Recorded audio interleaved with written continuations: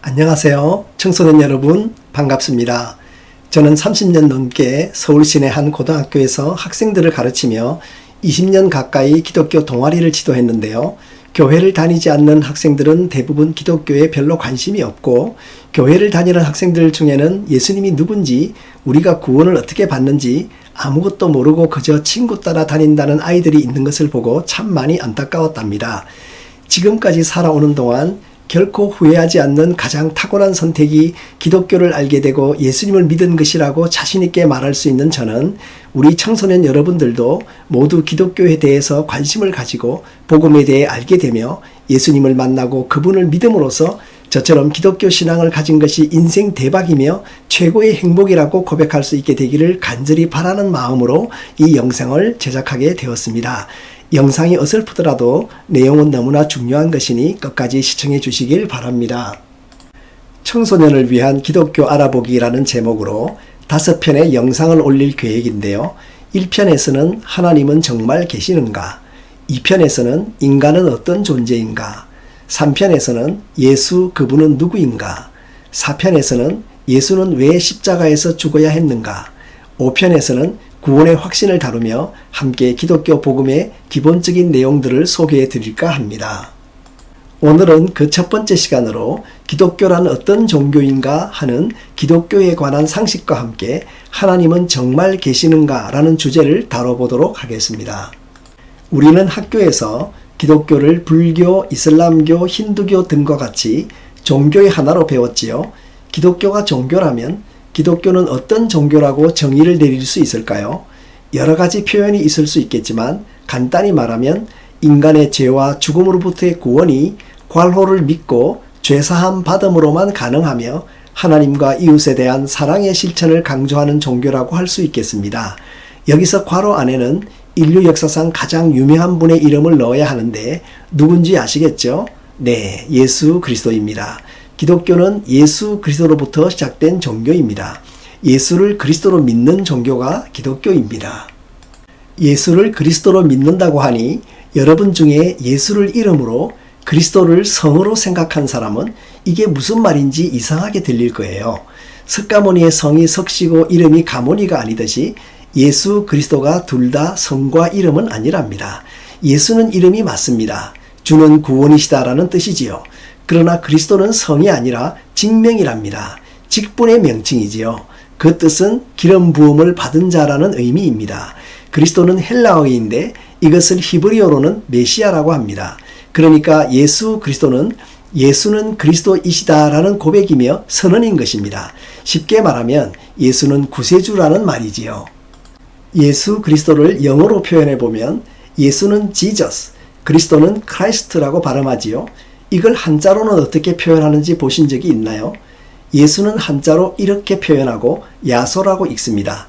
그리스도는 한자로 이렇게 음력하고 기리사독이라고 읽습니다. 그리고 이 기리사독을 줄여서 기독이라고 합니다.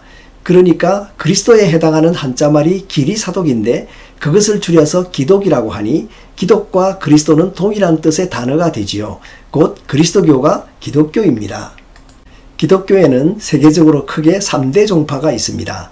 성당에서 신부님이 미사를 집전하는 로마 카톨릭, 예배당에서 목사님이 예배를 인도하는 개신교, 그리고 러시아와 발칸반도 서아시아 지역에서 발달한 동방정교회입니다.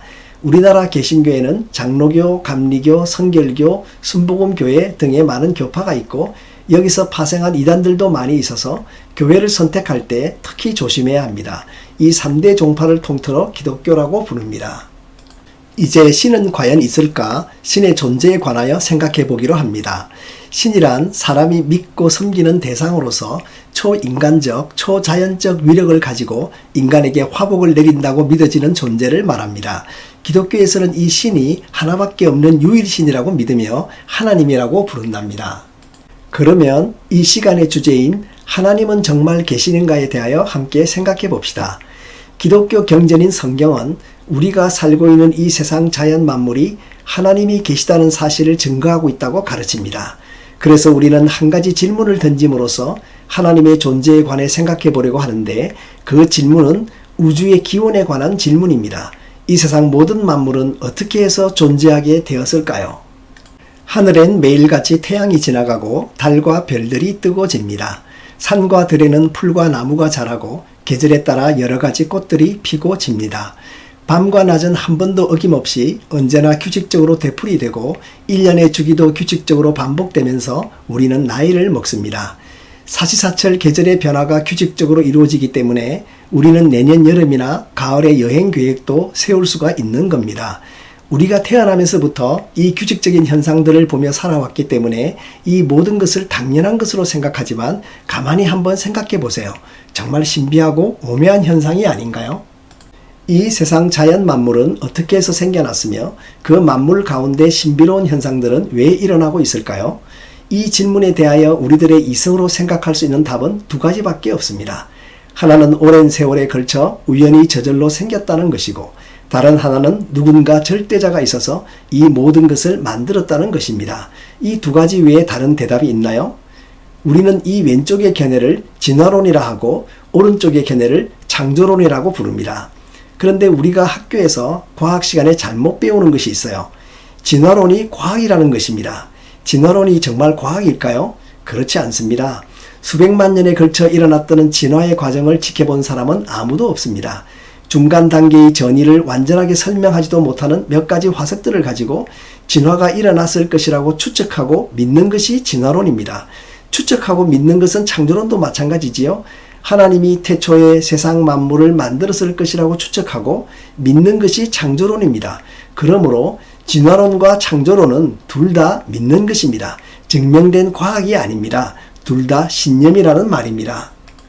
이게 뭐지요? 시계입니다. 시계는 어떻게 이 세상에 존재하게 됐을까요? 존재의 기원에 대해서 우리가 생각할 수 있는 대답은 두 가지밖에 없다고 했죠.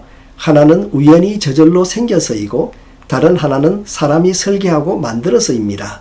우리는 이 질문에 대한 정답을 명확하게 알고 있습니다. 두 개의 바늘이 규칙적으로 회전하면서 시각을 표시하는 시계가 우연히 저절로 만들어지지 않는다는 것은 누구나 다 알지요.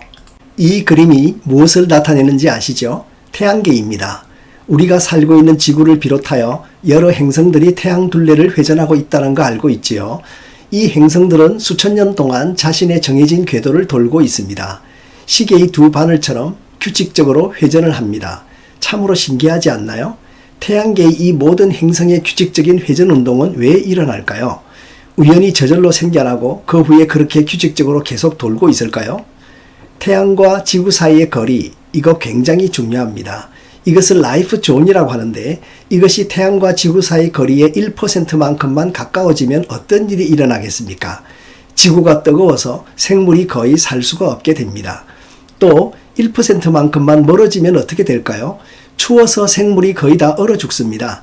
이렇게 중요한 라이프 존이 지난 수천 년 동안 1%만큼도 가까워지거나 멀어진 적이 없이 일정한 거리를 유지하면서 태양 주위를 돌고 있습니다. 신기하지요? 이 라이프 존이 우연히 저절로 그렇게 유지되고 있을까요? 이것은 지구입니다. 우주선을 타고 지구 밖으로 나가보았던 사람들의 말에 의하면 지구는 우주의 허공에 매달려 있는 큰 공 같았다고 했습니다. 이 공 같은 지구 위에서 현재 80억이 넘는 사람들이 살아가고 있습니다.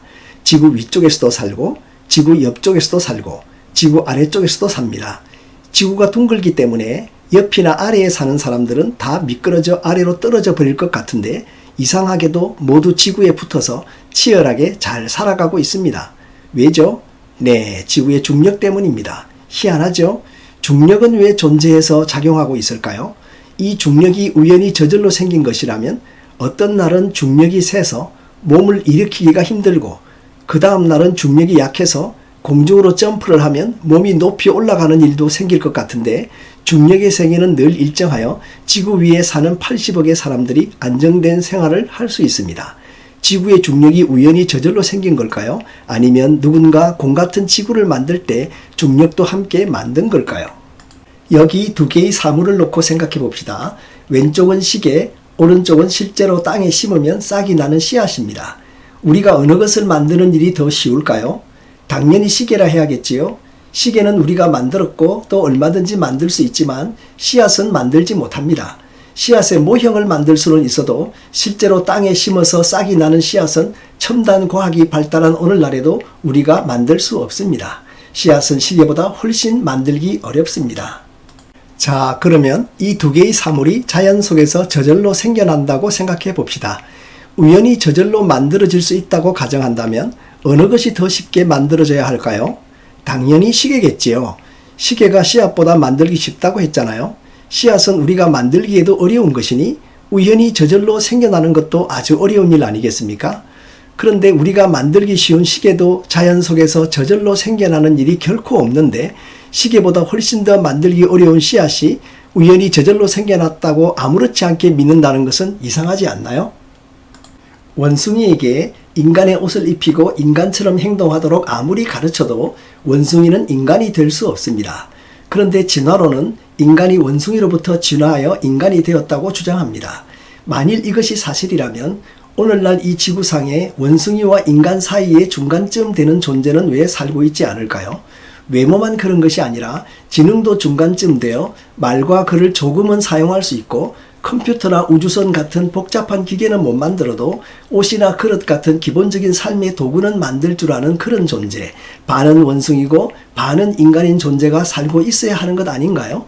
원숭이에서 인간으로의 진화가 맞다면 이론적으로 반원 반인의 존재가 반드시 생겨났어야 하는데 그런 존재는 현재 이 지구상 어디에서든 눈을 씻고 찾아봐도 없습니다. 진화론자들은 중간 단계의 존재들이 세상에 없는 것은 환경에 적응하지 못하고 멸종됐기 때문이라고 설명합니다. 그러면 참 이상하죠? 원숭이도 환경에 적응하여 오늘날까지 잘 살아남았는데 원숭이보다 더 발달한 지능을 가진 중간 단계의 존재들은 왜 환경에 적응을 못하고 다 멸종했냐는 것입니다. 성경은 하나님이 처음부터 이 지구상의 동식물들을 종류대로 창조하셨다고 선포합니다. 처음부터 원숭이와 인간을 다른 종류로 만드셨다는 것입니다. 진화론과 창조론 중 어느 쪽에 더 믿음이 가는지 이제 여러분 주위의 동식물들을 볼 때에 진화가 맞을까 창조가 맞을까 곰곰이 생각해 보기를 권면합니다.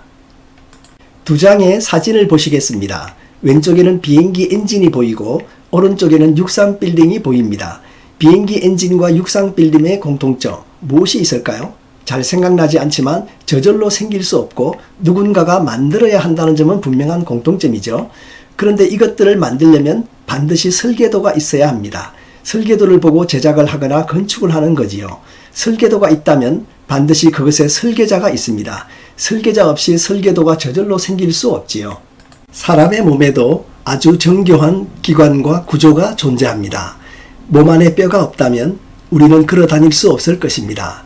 몸 안에 있는 장기들은 하나도 중요하지 않은 게 없지요. 각기 맡은 역할과 기능을 하여 우리가 건강하게 살아가도록 해줍니다. 볼 수 있는 눈, 들을 수 있는 귀, 냄새 맡는 코, 먹거나 말하는 입 중에 하나라도 애초부터 없었다면 얼마나 불편하겠습니까? 그런데 우리 몸에 이것들이 완벽하게 갖추어져 있는 것은 누군가 그렇게 설계를 하고 만들어서일까요? 아니면 우연히 저절로 생겨나서 이렇게 되었을까요? 사람의 몸의 기관과 구조를 볼 때 너무 완벽한 설계도가 있는 것이 확실해 보인다면 그 설계도를 만든 설계자가 분명히 있지 않겠습니까? 성경은 태초에 하나님이 천지 만물을 창조하셨다고 선포합니다. 하나님은 우리 눈에 보이지 않지만 그분이 만드신 자연 만물을 보고 깊이 생각하며 연구해 보면 이 모든 것을 창조하신 하나님이 계시다는 사실을 믿을 수 있습니다. 그래서 성경은 세상이 창조된 날부터 하나님의 보이지 아니하는 것들, 곧 그의 영원하신 능력과 신성이 그가 만드신 만물에 분명히 나타나 있나니 그러므로 그들이 하나님이 계신 줄 몰랐다는 핑계의 말을 하지 못할 것이라고 하였습니다. 나무를 볼 때 줄기와 가지, 잎과 열매는 우리가 눈으로 볼 수 있지만 뿌리까지 볼 수는 없습니다. 우리는 세상을 살아갈 때 눈에 보이는 부분만 있다고 생각하면서 살아갑니다. 그러나 우리 눈에 보이는 부분은 존재의 근원이 아닙니다. 오히려 눈에 보이지 않는 뿌리가 나무의 근원이라고 할 수 있듯이 우리가 눈으로 보며 살아가는 이 세상 모든 것의 근원에는 우리 눈에 보이지 않는 하나님이라는 존재가 계신 것입니다. 아직도 하나님이 계시다는 사실이 좀처럼 믿어지지 않는다고요? 그러면 미션을 하나 드릴게요. 오늘부터 여러분의 눈으로 보는 모든 것에 대하여 이러한 의문을 품어보세요. 저것은 왜 이 세상에 존재하게 되었을까? 사람이 만든 건물이나 비행기도 그것을 만드는 재료들이 왜 이 땅에 완벽하게 존재하고 있을까 곰곰이 생각하고 연구해 보시기 바랍니다. 이 세상의 기원에 관해 의문을 품는 여러분에게 이 모든 것을 지으신 하나님이 실제로 계시다는 사실을 알게 해 주실 것이라고 믿습니다.